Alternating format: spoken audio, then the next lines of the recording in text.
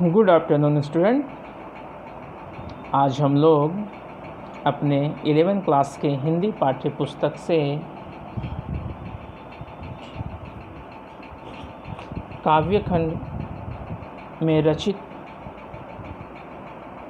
चौथा पद जो सहजो बाई के द्वारा रचित है उस पद का अर्थ को जानेंगे। तो मैं सबसे पहले आदर्श वाचन करके आपको बताऊंगा पद बाई पद, उसके बाद उसका एक सरल अर्थ को मैं बताऊंगा। तो पहला पद इस प्रकार है।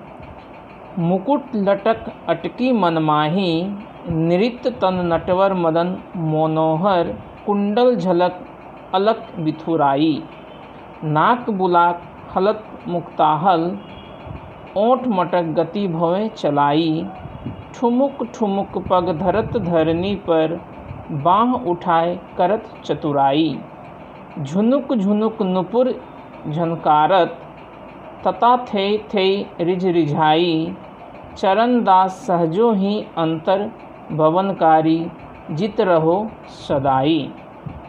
तो अर्थ के रूप में हम लोग जानेंगे।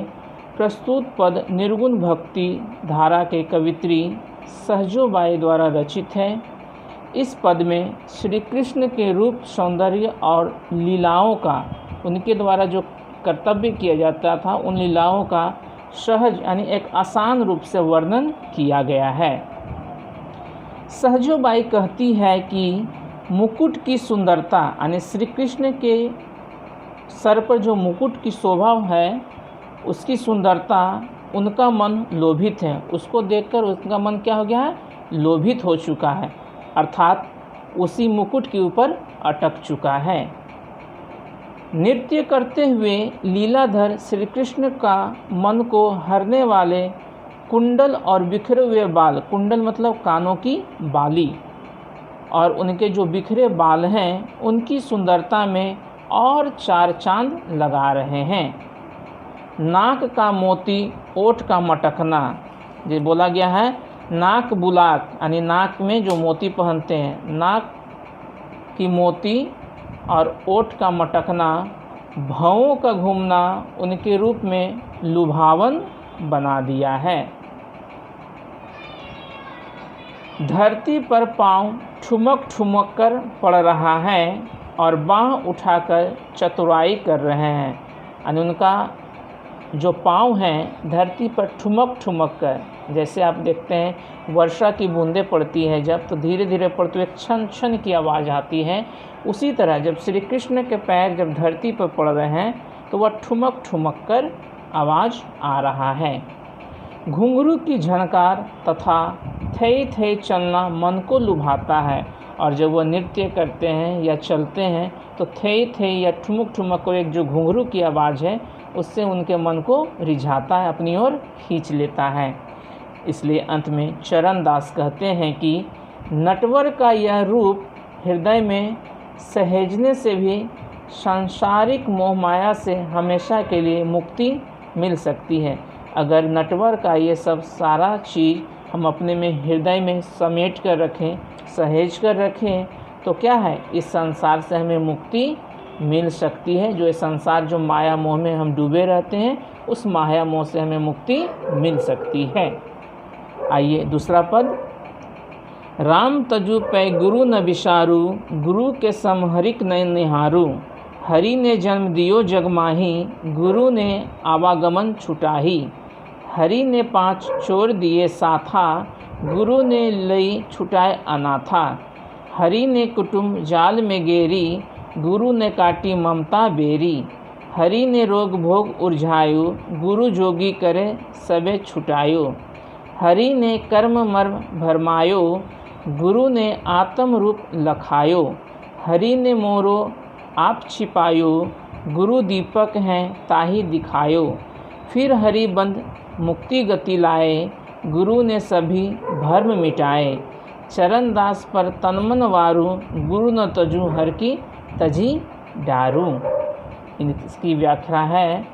इस पद में सहजो बाई की गुरु भक्ति का जिक्र किया गया है, यानी अपने ईश्वर के प्रति उनका कितना प्रेम है, उससे भी ज़्यादा उनका प्रेम गुरु के प्रति कितना है, उस प्रेम की महत्ता को बताया गया है। कवित्री कहती है कि राम को वह छोड़ सकती है पर गुरु को वह भूल नहीं सकती है। नहीं, राम और कृष्ण को वह छोड़ सकती है लेकिन किसी भी नौबत पर वो अपने गुरु को छोड़ नहीं सकती है।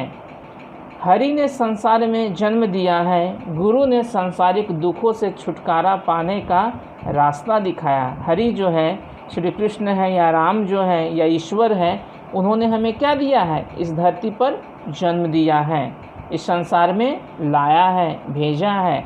लेकिन जो गुरु हैं वो सांसारिक मोह माया से हमें फंसने से बचाते हैं, उससे हमें हमेशा छुटकारा के लिए राह को दिखाते हैं। जैसे ईश्वर ने 5 चोर दिए हैं, जैसे मद, काम, क्रोध, लोभ, मोह। शरीर के अंदर ये सारी 5 चीज़ों को एक बैठा दिया है। गुरु ने इन चोरों को भगाने का काम किया है और जो हमारे ये 5 चीज़ अंदर बैठ गया है वो गुरु ने क्या किया, उसको इस शरीर से निकालने का काम किया है। ईश्वर ने अपना पराया मित्र कुटुंब के जाल में फंसाया। ईश्वर जो है क्या, मित्र, दोस्त, परिवार, माता पिता, मोह माया में क्या है, फंसा कर रखा है। गुरु ने इससे क्या दिलाया, आज़ादी दिलाई है, आज़ादी का रास्ता बताया है। हरि ने संसारिक राग रंग भोग में उलझाए रखा है। गुरु ने जोगी बनकर, साधु बनकर, गुरु बनकर इनसे मुक्ति दिलाई है। ईश्वर ने मुझे खुद में उलझाकर रखा है। आत्मा ज्ञान का दीपक क्या कौन जलाया है, तो आत्मा ज्ञान का दीपक गुरु ने जलाया है। हरि ने सांसारिक भ्रम में उलझाया है। ईश्वर जो है हमें सांसारिक भ्रम मोह माया में उलझा कर रखा है, परंतु गुरु ने इस भ्रम से हमें छुटकारा दिलाया है। इसलिए सहजो बाई ने अपना सर्वस्व गुरु के चरणों में अर्पित करते हुए उनके माध्यम से ईश्वर को समर्पित कर दिए हैं। अर्थात हम कह सकते हैं कि सहजो बाई ने अपना सर्वस्व ईश्वर के प्रति नहीं बल्कि श्रद्धा भक्ति ईश्वर से बढ़कर गुरु के प्रति दिखाई है। धन्यवाद।